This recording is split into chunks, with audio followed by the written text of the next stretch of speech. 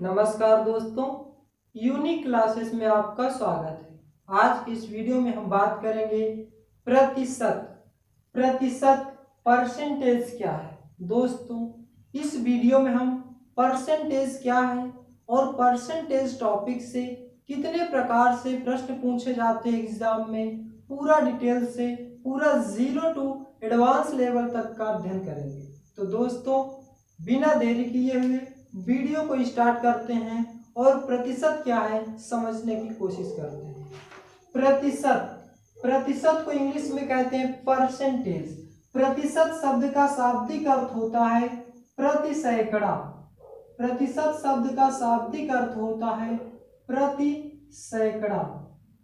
प्रतिशत शब्द का शाब्दिक अर्थ होता है प्रति सैकड़ा, या कह सकते हैं सौ। अर्थात दूसरे शब्दों में कहा जाए तो प्रतिशत एक भिन्न है। दूसरे शब्दों में कहा जाए तो प्रतिशत एक भिन्न है जिसका हर 100 होता है। प्रतिशत एक भिन्न है जिसका हर 100 होता है और भिन्न का अंश प्रतिशत की दर कहलाता है। भिन्न का अंश प्रतिशत की दर कहलाता है। भिन्न का जो अंश होता है वह प्रतिशत की दर कहलाता है। इससे प्रायः प्रतिशत इस चिन्ह द्वारा प्रदर्शित किया जाता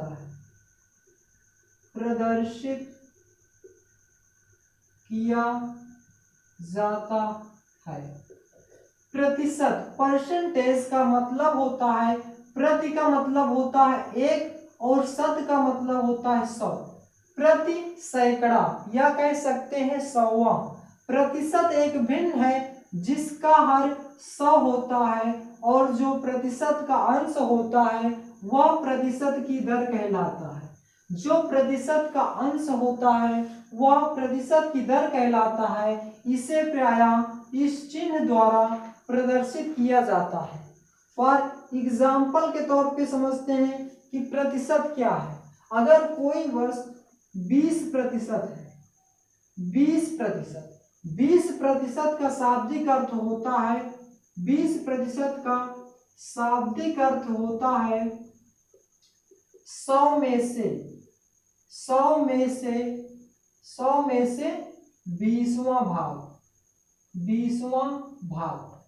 20% का शाब्दिक अर्थ होता है 100 में से 20वां भाग। यदि कोई वस्तु 100% रही होगी उसमें से 20 निकाल लें तो कितना बचेगा? 80 बचेगा। और नेक्स्ट एग्जांपल लेते हैं।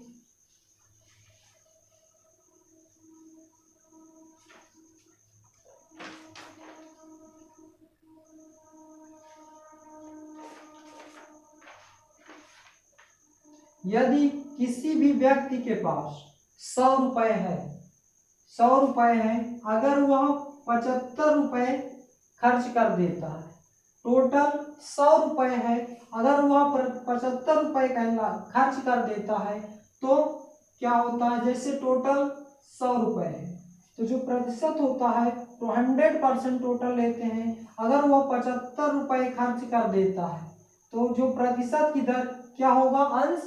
या अगर वह 75 रुपए खर्च कर देता है तो टोटल कितने बचते हैं? 25 रुपए। टोटल 25 रुपए बचते हैं। इसको दूसरे शब्दों से समझें। यदि किसी व्यक्ति के पास मान लेते हैं कि 400 रुपए है।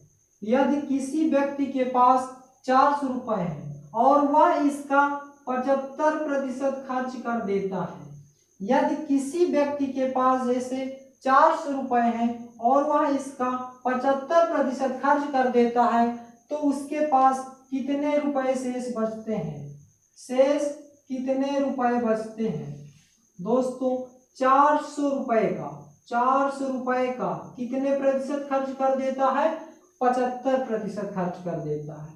तो 400 का मतलब हो गया गुणा 75, प्रतिशत का मतलब होता है 1/100, तो इसके स्थान पे 1/100 100 आ जाएगा। 2 जीरो से 2 जीरो कैंसिल, 4 का गुणा 75 में करेंगे तो 75 चौको 300 रुपए, यानी कि वह व्यक्ति 300 रुपए क्या करता है, खर्च कर देता है।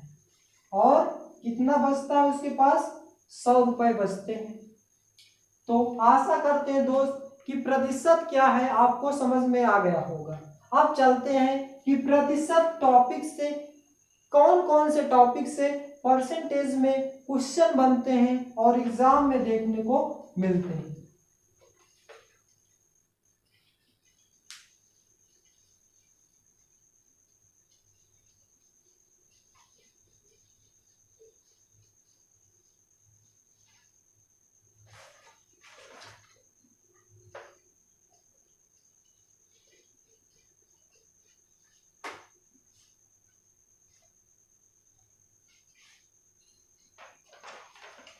कुछ महत्वपूर्ण बिंदु जिनसे एग्जाम में प्रश्न आते हैं।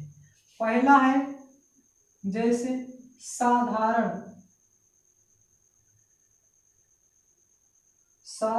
प्रश्न।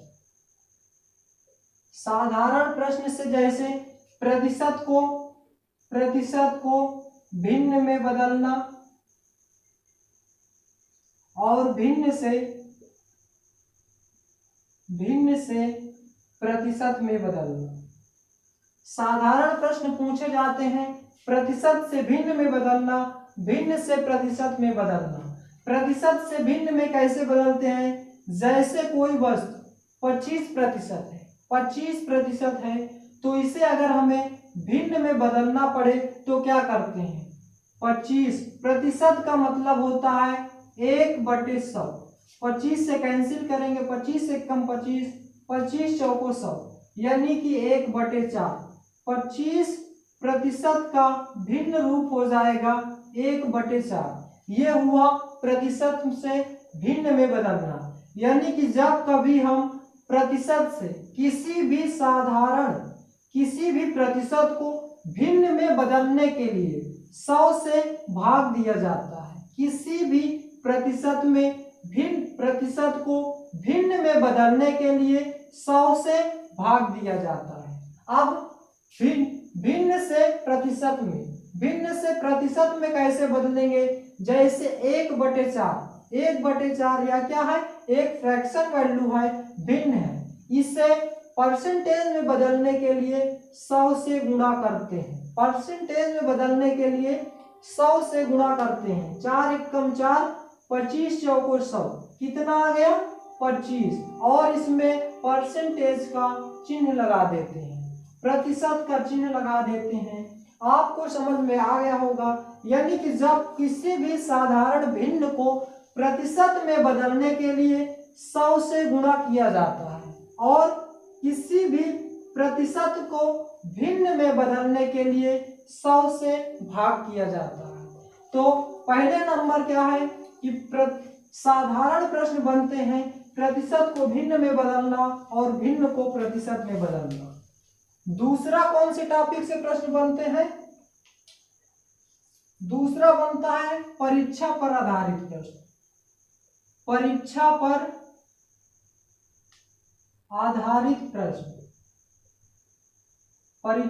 आधारित प्रश्न। दोस्तों इस टॉपिक में कई प्रकार के प्रश्न पूछे जाते हैं। जैसे किसी भी व्यक्ति का किसी एग्जाम में इतने नंबर आए हैं और दूसरे व्यक्ति का 20% नंबर आए हैं, पहले व्यक्ति का 30% आए हैं, तो तीसरे वाले व्यक्ति का कितना परसेंटेज आया होगा। इस प्रकार से कई तरह के क्वेश्चन बनते हैं इस टॉपिक से। तीसरा नंबर क्या है, जनसंख्या पर आधारित प्रश्न। जनसंख्या पर आधारित प्रश्न। जनसंख्या पर आधारित प्रश्न। जनसंख्या पर आधारित प्रश्न। जैसे यदि किसी नगर की जनसंख्या 10% बढ़ती है और फिर बाद में 20% घट जाती है तो 2 वर्ष बाद उस वर्ष की जनसंख्या क्या होगी। इस प्रकार से जनसंख्या पर आधारित प्रश्न बनते हैं। दोस्तों नेक्स्ट टॉपिक क्या है, पर आय और व्यय पर आधारित प्रश्न। आय और व्यय पर आधारित प्रश्न, आय और व्यय पर आधारित प्रश्न। आय और व्यय पर आधारित प्रश्न पूछे जाते हैं कि यदि किसी व्यक्ति की आय 20,000 रुपये है और 10% वार्षिक की दर से बढ़ रही है दर, तो 2 वर्ष बाद उस व्यक्ति की कितनी आय हो जाएगी। इस प्रकार से आय और व्यय पर प्रश्न बनते हैं। और नेक्स्ट पॉइंट है संख्याओं पर आधारित प्रश्न। संख्याओं पर आधारित प्रश्न, संख्याओं पर आधारित प्रश्न, संख्याओं पर आधारित प्रश्न बनते हैं। और त्रिभुज आयत, दोस्तों रेखा गणित से त्रिभुज हो गया, आयत हो गया, वर्ग हो गया, सर्किल हो गया, वृत्त हो गया, इससे क्या होता है परसेंटेज के क्वेश्चन बनते हैं। और प्रतिशत की कमी और वृद्धि पर आधारित, प्रतिशत की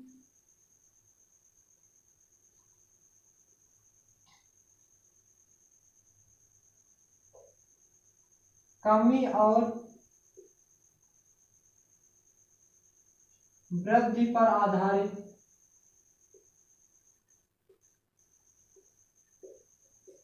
प्रश्न। प्रतिशत में कितने प्रतिशत की कमी हुई, कितने प्रतिशत की वृद्धि हुई, इस पर आधारित प्रश्न पूछे जाते हैं। और नेक्स्ट पॉइंट है चुनाव पर आधारित, चुनाव पर आधारित प्रश्न।